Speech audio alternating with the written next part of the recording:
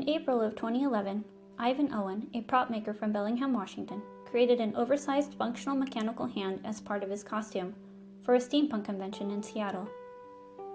When he returned home, he made a short video of the hand and posted it to YouTube. Ivan received an email from Richard Van Os, a carpenter in South Africa who had lost 4 of his fingers in a woodworking accident. He asked if Ivan would be interested in helping him create a functional replacement finger. After a few months of design work, Ivan found an image of a prosthetic hand created in the early 1800s by an Australian dentist named Robert Norman, who had used whalebone along with cables and pulleys to create a single hand for Corporal Coles, who had lost it in a cannon accident. Ivan took inspiration from this design, and it was exactly what they needed to create a functional finger for the carpenter.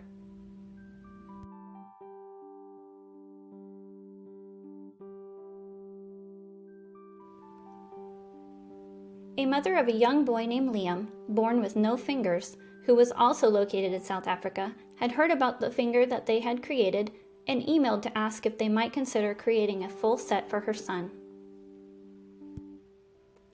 Ivan turned the design for his large metal mechanical hand into a small version and was able to take the crude design with him to South Africa, where he and the carpenter assembled the pieces and helped to fit Liam with the first prototype of the hand.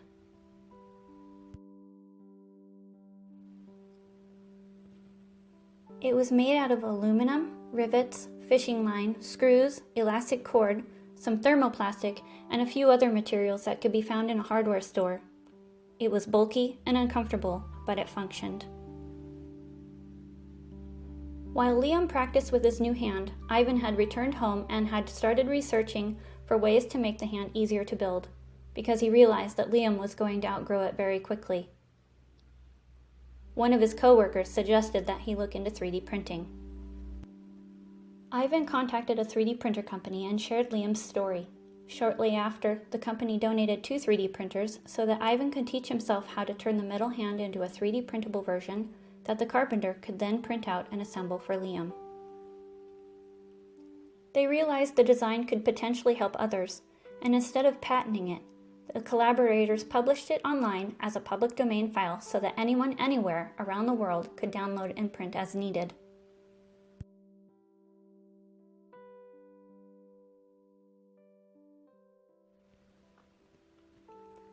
The 3D printing company that donated the printers created a YouTube video of the story, which was then seen by John Scholl, a professor at RIT, who left a comment on the video inviting people with 3D printers to put themselves on a map he had created so that individuals who needed a hand could find them.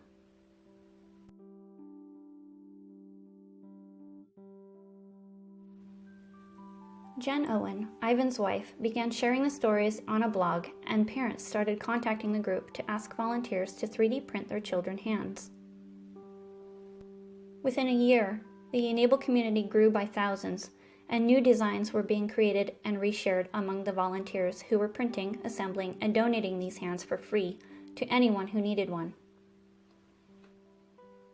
In 2015, the Enable Community Google Plus group reached over 7,000 volunteers worldwide, have delivered approximately 1,800 3D printed hands and arms to mostly children in over 40 countries, all for free.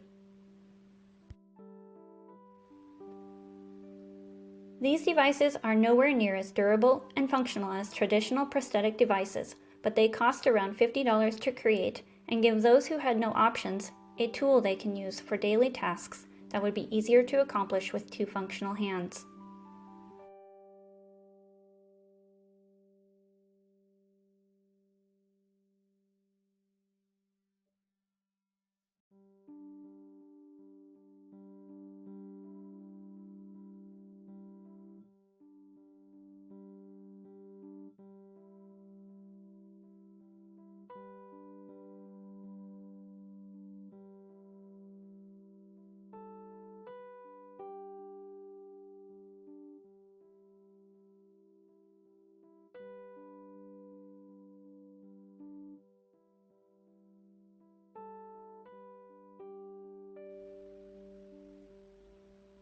The community also started holding workshops to teach families and their children how to create their own devices.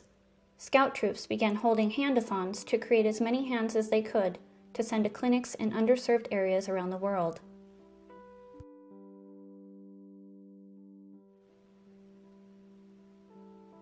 The community has created designs that have become so easy to assemble that young children are now building them for other children they will never meet. Schools are using the hands in their classrooms as part of STEM programs, encouraging students to use science, technology, engineering, and math to solve real-world problems.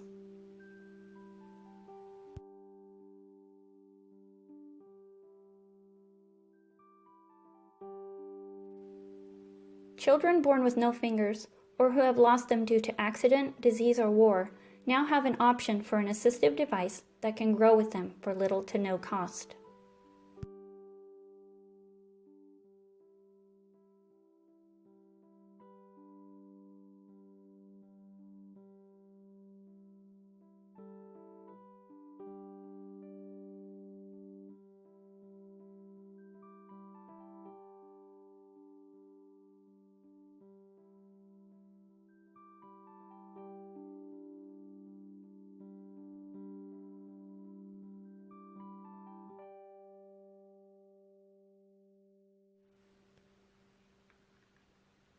A hand created out of whalebone for one man in the early 1800s inspired a global movement of people using his idea to make a difference in the lives of thousands. And its designer will never know the impact he has had on the world.